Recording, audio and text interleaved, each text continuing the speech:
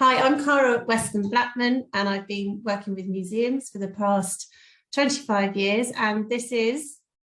Hi, I'm Emily Nelson from Leeds Museums and Galleries. I work as a Learning and Access Officer in our learning team, and I have been here for about 6 years at Leeds. And so we thought we'd just introduce ourselves briefly and what we do, and then we've got some questions that we've been mulling over and discussing over the past week. So my career started in regional museums, and then I've worked in national museums, and then back to regional museums, and I now work as a museum advisor and consultant and run courses. So I've seen a really broad, I've seen a very sort of different approach to museums working with schools over that time, primary and secondary, schools and museums trying to work more closely together, museums trying to get more secondary students in, museums trying to introduce practical sessions and get away from just linear tours. And in more recent years, obviously with hybrid learning through the pandemic and developing partnerships and projects with school which have more longevity in connection with the collections.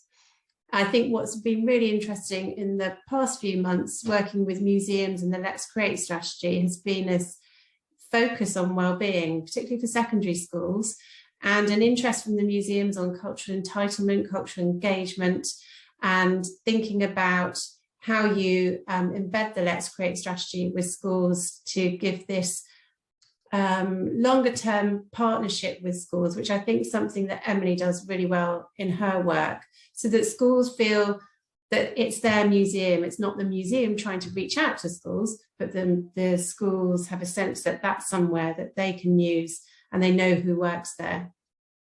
Emily? Yeah, so I sort of started in museums about 7 years ago. My first museum was quite a small local museums trust, but I've been based at Leeds for the past 6 years across a couple of different sites. In terms of our context, we are the largest local authority museum service in in England, and we have 9 sites. So we have the art gallery, we have sort of big city centre museums, we've got country houses, industrial museums, and I'm based at the collection store. So the Discovery Centre is where we keep all of our objects that aren't on display in the other museums. There's over 1 million artefacts here. And I am responsible as the Learning and Access Officer for all of the formal and informal learning that happens on site. But I also run our membership scheme. So our, I should say, award-winning membership scheme involves loaning objects from the collection out to primary schools as part of a big SLA, so a service level agreement. And we work with, so at the moment we've got 20 members, which is about all we've got capacity for. We work much more closely with those membership schools, and that has really shaped some of our learning offer, but also I think since the pandemic, some of those relationships have really deepened to the point where it's given us a really good perspective on what's going on inside schools as well as what's happening in our museums. So on the side of that, we also run some kind of curriculum planning support packages, and schools come to us for support in terms of their actual curriculum planning and delivery, teaching and learning, topic planning, etc.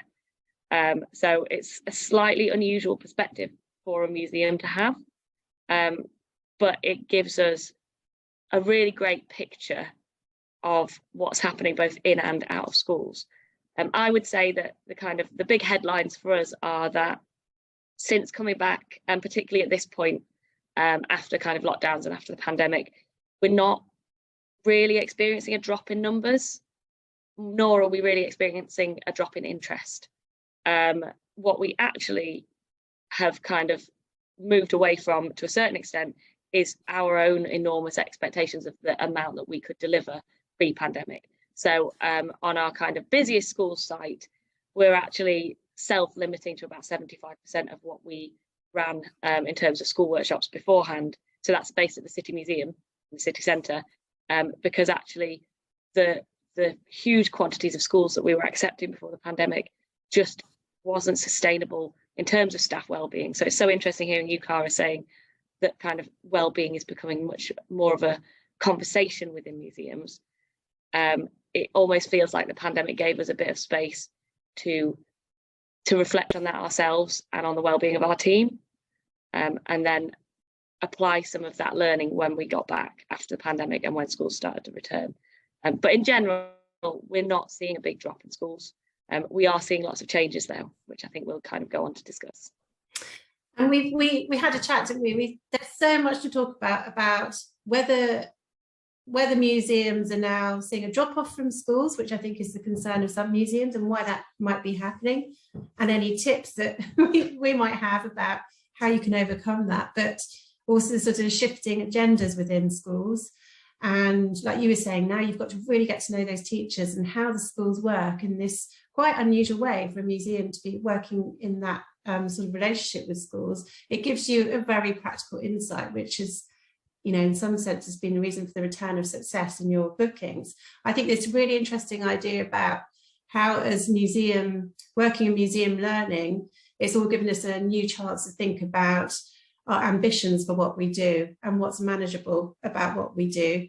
And we're going to come on to that, and reflecting that back in the way that we program and organise our work, so that perhaps our relationships are stronger with our audiences, and it's not just about how many can we engage with. I think that's been quite a healthy part of this experience for many museums. So we came up with 3 areas, didn't we, to explore a bit more. One was hybrid sessions, 2 was observations of primary and secondary engagement and whether there's any difference in that. And the 3rd one was what skills or new approaches do we have in our sector to working with schools since the pandemic, both good and bad things around that, the things that we've experienced that have been challenging but have managed to overcome and enabled us to work in new ways. So if we start with hybrid sessions, Emily, you really picked up on this during the pandemic. Can you say a bit more about what you did and what you've managed to continue since you started doing that? Absolutely. So I think we all had to become a lot more savvy with the virtual world in the pandemic. So over the actual lockdowns, I made a series of YouTube videos with objects called Museum from Home, which are on our Leeds Museum's YouTube playlist as we speak. But that was kind of the start of a journey of building a programme of virtual and digital engagement for us as a service. So we launched, once schools kind of once we got back in our buildings, we launched virtual workshops across our sites. So we had to do a lot of thinking about that as a team. Our workshops are much shorter when they're virtual, so they're an hour, whereas kind of my on-site workshops are 2 hours. I think that's really important because just that screen attention span looks so different to when you've got children in your kind of context in your building. But we had to think about things like how you can bring in the feel of being in a museum, in our museums, through an online medium. It's, if I'm honest, something that we'd always been quite nervous about before the pandemic, because what is unique about us is that access to objects and access to spaces. But I think the learning is that we commission videos, we use kind of real objects in a virtual space.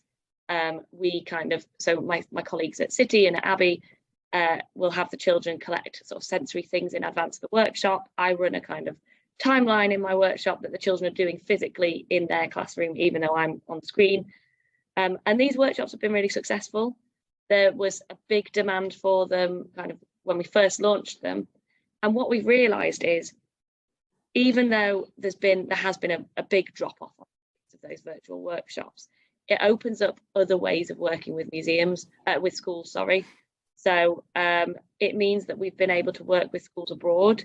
I've done workshops for schools in Norfolk and London and Sussex, and there's no reason for us to take that offer off of our kind of general programme. So we're still offering these virtual workshops and we are still getting them booked, not particularly often, but the really good thing is where we are getting them booked, if it's local schools, it's generally where they're just not able to get the staff or get the costs together for that coach. Or maybe they've kind of run out of their quota of trips for the year, but they're still able to bring that little bit of budget to bring in a virtual workshop. There are schools around the country that just don't have a local Stone Age site, for example, or offer that they can access. So it's being accessible kind of in a much wider sense, although we are also always very conscious that we don't want to be taking schools that could be booking other local museums, so we always ask about that. I think that's a really interesting idea, that I hadn't really thought about it in that way, that it's no longer about this big trip that you go on, and you probably have maybe 2 a year if you're lucky in most schools, maybe more in others. It can just be part of lessons, and that's a really exciting idea. It's almost like you're co-contributing with the teacher to normal lessons in a school. Absolutely. And even using those hybrid sessions, that in the classroom learning as a preliminary before you actually make a visit, so you can be much more engaged with those children before they've even stepped foot in the museum. I really like that idea. So what I've also seen a lot of is schools who, whatever reason, booked a virtual workshop, and perhaps that was because they kind of had wanted to spend their trips on doing other things, but they wanted to access us virtually. But then those schools coming on in-person visits the following year, because often, the teachers don't really know so much about our offer, particularly at the Discovery Centre. We're not as well known as the other museums in Leeds. But once they've done that virtual workshop, they've seen the tour of the store, the videos, things like that. There's many of those kind of schools who the next year are saying, look, we really want to come in person. Or they say, right, we've done that virtual workshop in this topic. Do you have any workshops that we can come and do in person that fit into other areas of our curriculum? So I think that, before we ran these kind of sessions, we were worried that this would take away from schools, or schools would want to kind of visit virtually instead of coming to visit. Yes. Actually, it seems more to be the case that virtual visit makes it more likely for them to come and see us in person. And when they do, particularly if it's the same class, or those children coming for a different topic or coming a year later or something, the children remember so much of the virtual workshop. So it's become quite relatively regular thing that schools that have engaged virtually a year or 2 years or 3 years later come in person, and the children go, oh, I remember this and I remember that, and I remember you. And it really helps them to build that ownership. They've seen it virtually, I've been in their classroom virtually, now they're here, they know me, they know the spaces, they know the objects, even just a little bit, and they remember it, and it helps them to feel like they, that ownership that you were talking about. Yeah. Have you done, I'm interested in whether any teachers have asked to do hybrid CPD sessions or inset. Yeah, we've done. I mean, so one of the kind of so I spoke to my team before we met today, and one of the general feedback kind of points that one of my colleagues made was schools seem much more kind of open to working differently. So I've done virtual training sessions. I've done CPD sessions where some teachers are in the room, some teachers are logging on online. Sometimes I'm in the room, sometimes I'm online. We've done entirely virtual CPD sessions.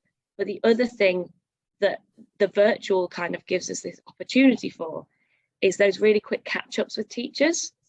Look, we can have a 5-minute chat on Zoom before the workshop, or in terms of the schools I work with much more closely, so the schools that I kind of support with planning or support through the membership, it might be just, look, I've got a couple of questions about the Romans, and I'll Zoom them on their lunch breaks, or on those, just after school or whatever. And it doesn't have to be a long chat, but it makes that relationship so much more kind of organic and natural and reciprocal. Yeah, I think that's great. I think it's really interesting. And a lot of the museums the main questions are, how do we get more schools in? And how do we engage? And my answer is, well, have you engaged the teachers? How are you working with teachers? And they say, well, we can't get the teachers in, they're too busy. So this is a really excellent way, isn't it, of starting a conversation, and then at least you're starting to get things moving, and hopefully they will come for a CPD session, but it can happen anyway. I also think what's kind of been really concentrated after the pandemic is that kind of teachers not having the time for those nice extra kind of events. So it means that there's a real impetus on museums. If you want that contact, if you want to run some training or do anything like that, to share your offer, you have to offer the teachers something of genuine value to them.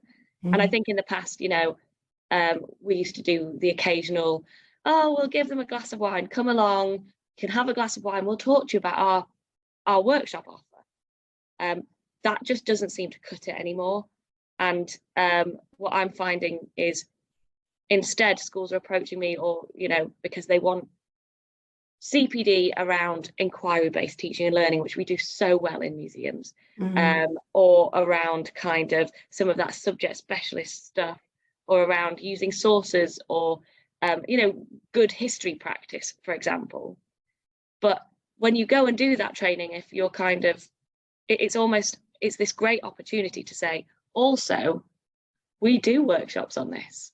Yes, and again, that going out and showing that you know what you're talking about, and that you can be, you know, you can be really supportive to the teachers, also makes them more likely to come and visit with their class, because they have that memory of that person was really helpful and really helped us in that staff meeting. Yeah, I think that's really, really good advice. And actually, if you're not familiar with working schools, but you have that responsibility, I'd almost be advising to try and go and be in a school for a week.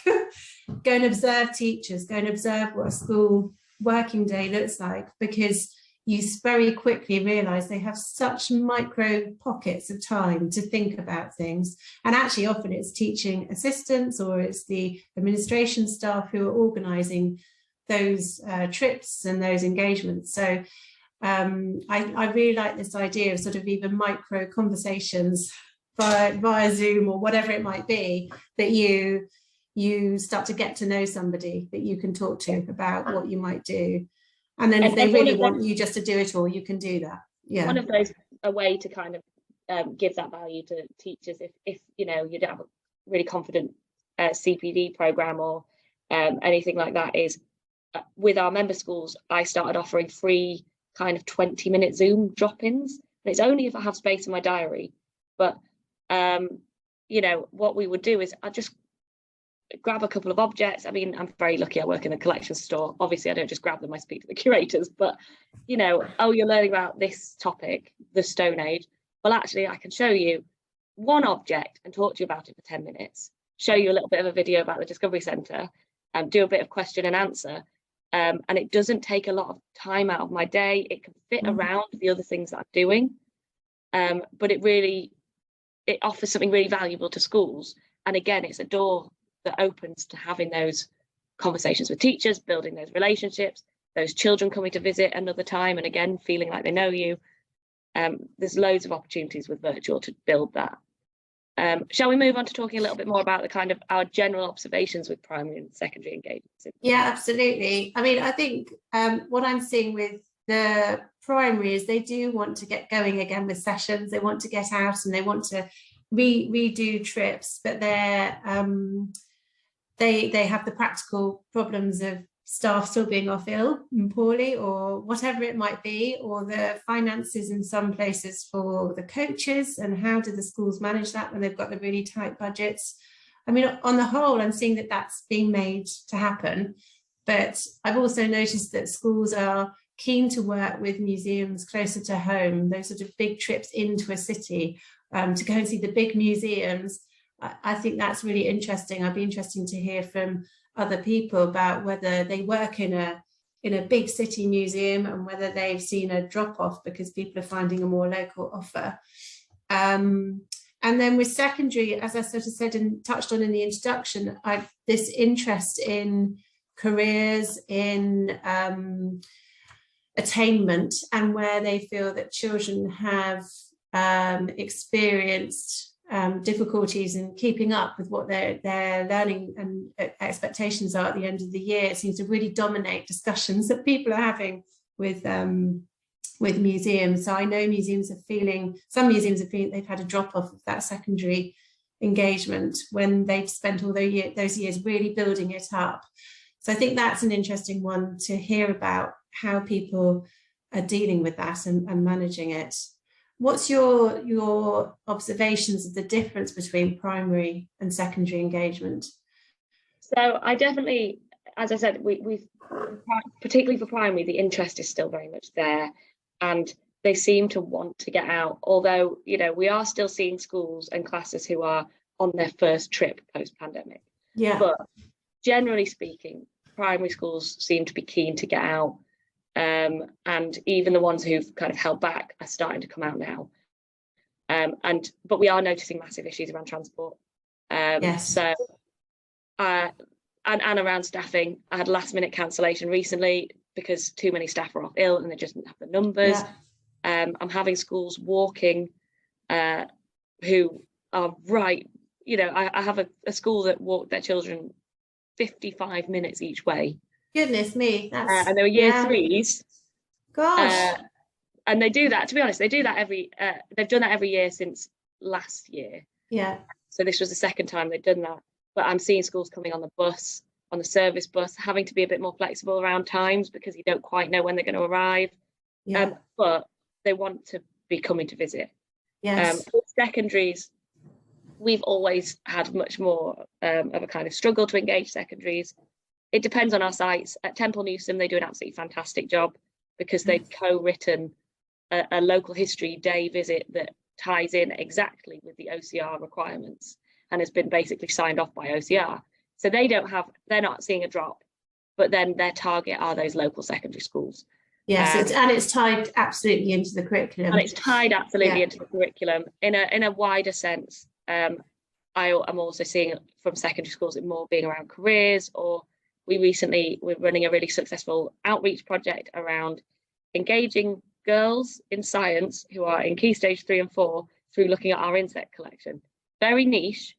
You would think that the secondary schools would not be interested, but actually because it's about girls in STEM, through a different means that they can't do themselves in school, they've been biting our hand off for that because it's meeting that exact criteria. Yeah. Outside of that, you know, every year I have, you know, generally run outreach sessions, at least, you know, several a year for secondary schools where I'll do all 7 classes and I'll do, say, Romans, and I just haven't seen those come back. Yeah. So that what you're saying, I think that's a good tip, isn't it? Instead of that sort of general come and do a workshop, let's do something, the one-off, that importance of working on a project and having a focus that really knits into your collection or your museum's reason that it's there, its heritage, its mission, whatever that might be, is an opportunity to re-engage with secondary and to keep it small, keep it really tied into the key reason that those children are the things that they're working towards. That's really interesting for us to think about, I think, with everybody else.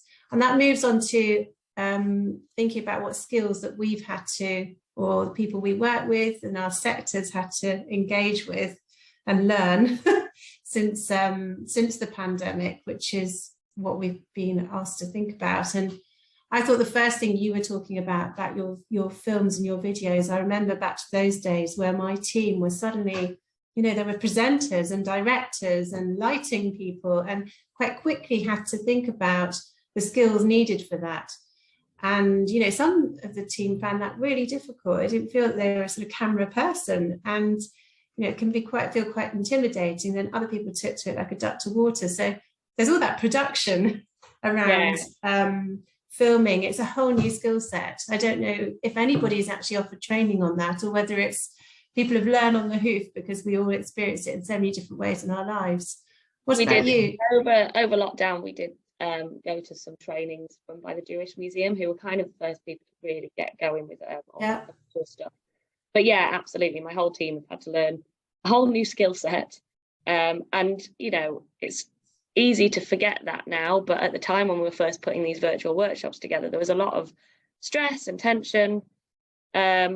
I think the other thing that I would say is that we've noticed a real difference in the children in classes. I've noticed particularly kind of the year 3s this year just have so much less resilience. You know, that being in new spaces, or in the case of my context, seeing dead animals, there's always been the occasional child who gets a bit upset when they see all the taxidermy in our store, but it's happening more regularly, and that kind of upset is happening to a greater extent. And speaking to some of my colleagues, you know, they're saying we think we've probably got a bit better at asking about SEN and kind of the way that we ask about the sort of additional needs that each class might have. But we're seeing more anxiety, more kind of teachers putting on the booking form around social, emotional, mental health needs. And I think that we've all had to kind of slightly pivot how we deliver our sessions, because the classes that are coming, that, you know, we're as museum educators, we're used to differentiating for a huge range of different children, sort of levels, needs, but we're seeing more and more of that. And actually, if you haven't got that experience, if you haven't, you know, worked with a broad range of audiences, that might be quite new for you. And thinking about how you would scaffold your session so that everyone's engaging and at different levels. It's just, and I think the thing I've picked up on is that need to plan in a different way. Yeah. So, you know, that flexibility you've been talking about, being able to pivot, planning generally with your hybrid and on-site, hybrid, whatever it might be. And then that sort of that context that you're talking about around children's learning, like how are they learning? How do they engage? What do you need to do to make that accessible for them and not intimidating? Really interesting. Is there anything else that you've you know, when you think back to how you were working before the pandemic and how you're working now? You mentioned well-being generally within the staff. I mean, we've done a lot more work around well-being, mindfulness, you know, feeding that into programs and family programs and things like that as well. My role has changed enormously since the pandemic, but that's partly because so much of my time now is spent running teacher training and working one-on-one with schools. You know, I was in a primary school yesterday supporting the year 1 teacher with their planning of the seaside topic and supporting the year 5 teacher with the planning of the suffragettes. And, you know, I'm seeing more and more of my time spent in schools on the other side of it, supporting them with their kind of strategic curriculum thinking and planning and delivery to help really drive that kind of local history and really those decolonizing conversations that we're having as museums and that we're feeding into our workshops, because we've all kind of changed the way we deliver our workshops also to do with you know, thinking about the terminology, thinking about the language. How can we bring kind of some of that decolonizing conversation into our sessions?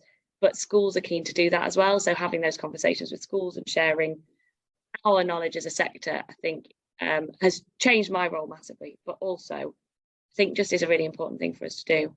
I think we might have run out of time at that though, so do you have any kind of final things to No, Emily, I think it's so impressive what you've been doing over this time, and I think there's so many things that you do that we as museums can learn from, and that actually the museums that I've worked with over the past few years have all delivered this in different ways. Some have done outreach boxes, some have done hybrid online learning, outreach boxes, and doing activities, and also engaging families as well as pupils and schools through home learning, which I think is really interesting. So this close relationship between schools and the family learning that I think there's a whole other conversation around that.